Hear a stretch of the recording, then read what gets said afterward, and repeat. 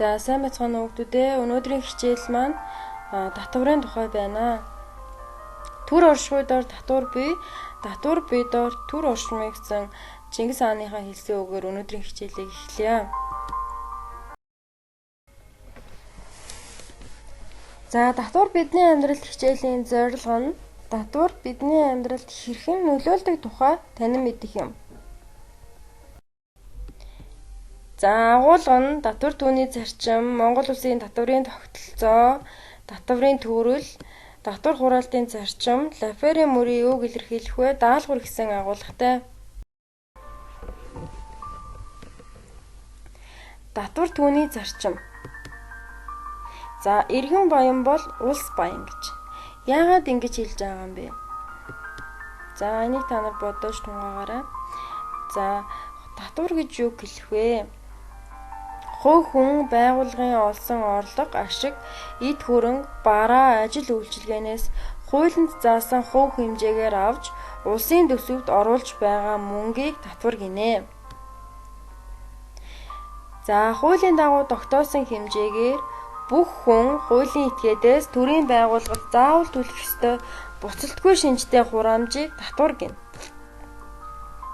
Төрийн мөнгөн хөрөнгийн их үүсвэр бол татвар юм.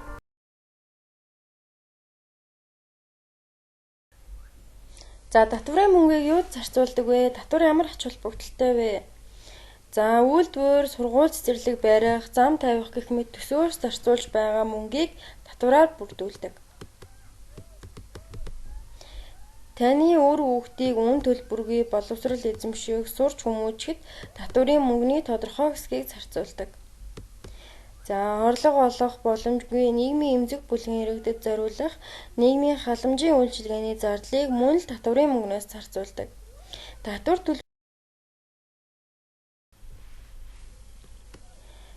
За татварын эдийн засгийн зарчим. 1776 онд Адам Смитийн үндэслэсэн татварын эдийн засгийн зарчим. За нэгт тэгш байх зарчим, хоёрт аж ахуйн нэгжийн бие даасан байх зарчим, татвар төлөгчийн сонирхлыг харгалзан үзэх зарчим, хэмнэлтэй байх зарчим, шударга байх зарчим. Монгол Улсын татварын тогтолцоо. Монгол Улсын татварын тогтолцоо нь албан татвар, төлбөр, хураамж гэсэн тогтолцооноос бүрддэг. Албан татварыг шууд ба шууд бус татвар гэж ангилна. За мөн татвар нь улсын төсөвт болон орон нутгийн төсөвт төвлөрдөг. За албан татвар гэж юу гэлтэй юм бэ?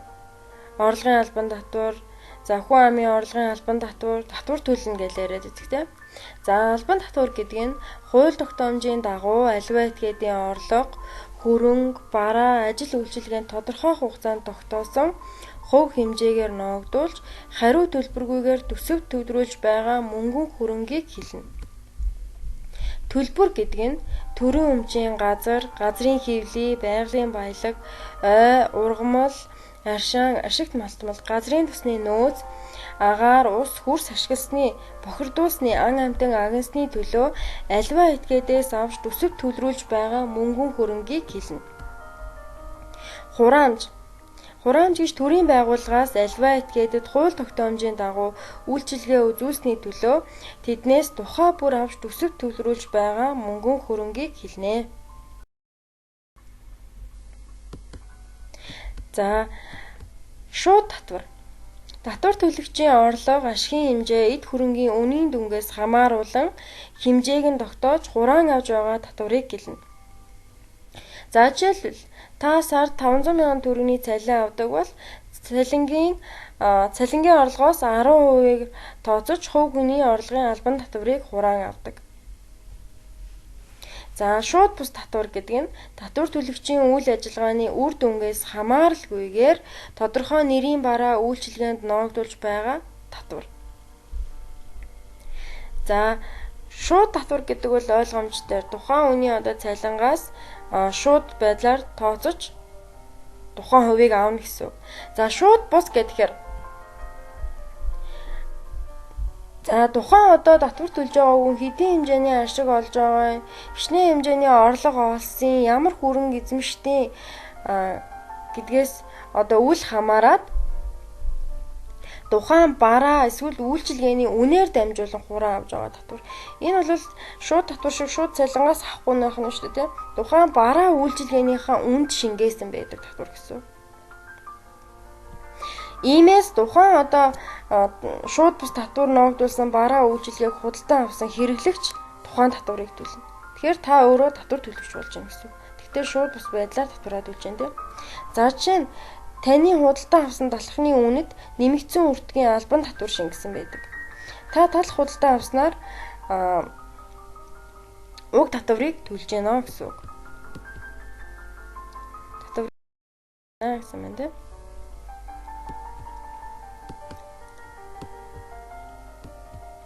За шууд татварын жишээ гэдэг энэ дээр цалингаас одоо татварыг юу суудгаж авдсан бэ гэд энэ дээр тооцож гаргасан байна. За эрүүл мэндийн даатгал, нийгмийн даатгалын шимтгэл 10 гэхээр 500 мянган 10 гэхээр 50 мянган төгрөг. За 500-аас 50 мянган асгаар 450 мянган лээ. За үүнээс нөгөө саяхан ярьсан шууд татвар буюу орлогын албан татварын 10%-ийг. За 450 мянган 10% гэдэг маань 45 мянга. Тэ? Татварын өнгөлөлт 7 мянга. За төлбөл цохих 45 мянгаас 7 мянгагийн 38 мянган төгрөгийг орлогын албан татвар төлнө.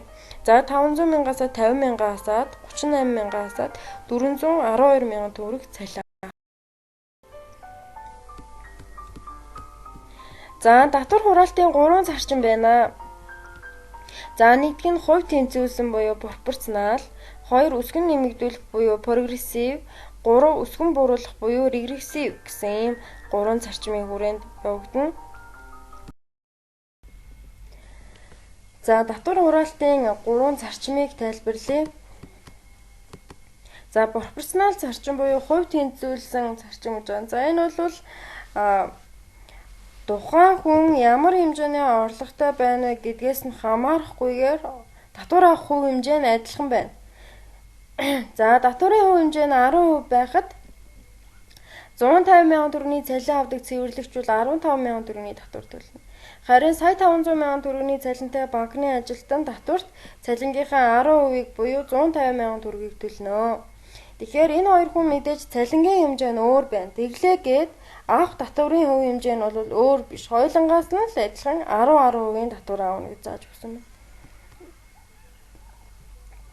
За прогрессив зарчим. За энэ зарчим бол цалин өсгийн хэрээр татварын хувь хэмжээ одоо нэмэгдэнэ. Орлого өсгийн хэрээр. За жишээлбэл энэ дээрийн одоо цэвэрлэгч банкны ажилтан гэсэн хоёр хүн байна тийм. Энэ дээр прогрессив зарчим дээр энэ хоёрыг авч үзвэл 150 мянган төгрөгийн цалин авдаг хүнээс 10% татвар авлаа. За харин сая 500 мянган төгрөгийн татвар авдаг хүнээс 20% татвар авна. Прогрессив зарчим дээр бол. Яагаад гэвэл банкны ажилтан илүү их цалин авж байгаа учраас илүү их татвар төлнө гэж үздэг. За ядуу хүн мөнгөний үн цэнийг илүү их мэдэрдэг учраас баян хүнээс илүү их татвар авах нь шудраг юмаа гэж үздэг зарчим. За өсгөн бууруулах гэдэг 3 дахь болохоор тухайн хүний орлого нэмэгдэх тусам одоо авах татварын хэмжээ буурна гэсэн үг. За ийм 3 зарчим байна. За Лаферийн мөрийн юуг илэрхийлдэг вэ гэж. Америкийн эдийн засагч Артур Лафер татвар хураалтын хэд хатуу зарчим ямар хор уршигтай байдаг санаагаа графаар илэрхийлэн үзүүлсэн. За мэдээж татварын хувь хэмжээ ихсээд авах юм бол улсын одоо төсөвт мөнгө их төвлөрнө. Татварын орлого нэмэгдэн шүү дээ. За хэтэрхийн өндөр татварын хувь хэмжээг тогтоож өгөөд аж ахуйн нэгжүүдээс хит их хэмжээний татвар авах нь тухайн одоо аж ахуйн нэгжийг үйл ажиллагаагаа явуулахдаа өсөж дэвжих гэсэн, их ашиг олох гэсэн, олон хүнийг цалинжуулах гэсэн тэр урам зоргийг нь бол бууруулж өгдөг. За ингэснээр тухайн компанид бага ашиг олно, их мөнгө татвар төлж байгаа учраас за ингэхлээр татвар хураалтын хэд хатуу зарчим нь татварын орлогыг бууруулдаг. За мөн дээрэс нь тухайн аж ахуйн нэгжийг хүнд байдалд оруулдаг. Татварын хувь хэмжээ 35% хүрэхэд орлогын хэмжээг өсгөх гэсэн урамшуул алга болдгоо гэж байгаа байхгүй. Хэд өндөр хэмжээний татварын хувь хэмжээ буюу 35 хүрэхэд тухайн аж ахуйн нэгж бол одоо өсөж дэв гэсэн те өргөжин тэлэх гэсэн тэр одоо урам зориг нь бол алга болж боломж нь хаагддаг гэсэн үг ээ.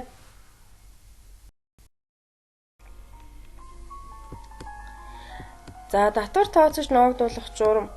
За 3 аргаар татвар ногдуулна. За нэгдүгээр нь татвар төлөгч тодорхой хугацаанд олсон орлогоо татварын албанд тусгай маягтаар мэдэгдэх буюу декларацийн арга. За хоёр нь кадастрын буюу бүртгэлийн арга. За энэ нэхвчлэн газар үйл хөдлөх хөрөнгө тээврийн хэрэгслийн бүртгэл хөтөлж тэдгээрт хөрөнгийн татвар ногдуулахад өргөн хэрэгэлдэг. За гуравт бэлэн бус буюу суудгалын арга. За манай орны нөхцөлд цалин, хөдөлмөрийн хуулс, ногдлол шиг хадгаламжийн хүүгийн орлогод олгож байгаа байгууллага шууд суудах замаар хэрэглэж байна. За татвар ногдуулах аргачлал. За татвар ногдуулах 2 аргачлал байна. За 1 патентаар татвар төлөх. За энэ жижиг хэмжээний 16 нэр төрлийн ажил үйлчилгээнд патентаар татвар төлнө. Үүнд лангуугаар худалдаа эрхлэх, түлээн нүүрс борлуулах, цэцэг ургамал тайрч худалдах гэх мэт. Лангуугаар худалдаа эрхэлдэг иргэд 2 м лангуунд сарда 6,000 төгрөгийн татвар төлдөг ба энэ нэг өдөрт 200 төгрөгийн татвар гэсэн үг үлээ. За жишгээр татвар төлөх. Хүнс барааны дэлгүүр, цайны газар, бильярд тоглуулах, шингэлэг, тээврийн хэрэгсэл дээрээс худалдаа эрхлэх гэх мэт 18 нэр төрлийн ажил үйлчилгээнд жишгээр татвар төлнө. Энэ тохиолдолд сар бүр 10,000 төгрөгийн урьдчилгаа татвар төлөх бөгөөд улирал бүр тайлан гаргаж татварын албаар татварын илүүд дунд баталгаажуулдаг. За татварын хувь хэмжээг багшнынд одоо нэмэлт байдлаар оруулж өгсөн байгаа. За жишээлбэл үйл хөдлөх эд хөрөнгө борлуулсны орлогод 2% татвар төлнө. Спорт урлагийн тоглолтоос орсон орлогоноос 5%-аар татвар төлнө. Хонжуурт суглаанаас жиг хэрвээс одоо мөнгө hodсон бол түүнийхээ 40%-аар татвар төлнө. За түрээсийн орлогоос 10% татвар төлнө. За үнд заас хувьцаа борлуулсны орлогод ногдох албан татвар 10% байна гэх мэтчлэн татварын хувь хэмжээ. За даалгавар. За энд би 10 даалгаврыг 12 даалгаврыг оруулж өгсөн байгаа. Энэ даалгавруудыг та нар асуултанд хариулна. Нөхөж бичнэ. За ингэхдээ буянгийн номоо, за дээрэс нь хуучин 11-р ангийн шар сурах бичиг энэ хоёрыг ашиглаад даалгаврыг гүйцэтгэнэ. Даалгаврыг гүйцэтгэхдээ татвар улсын төсөв гэсэн хичээл одоо агуулгуудыг уншиж судалж агаад даалгавраа хийгээрэй.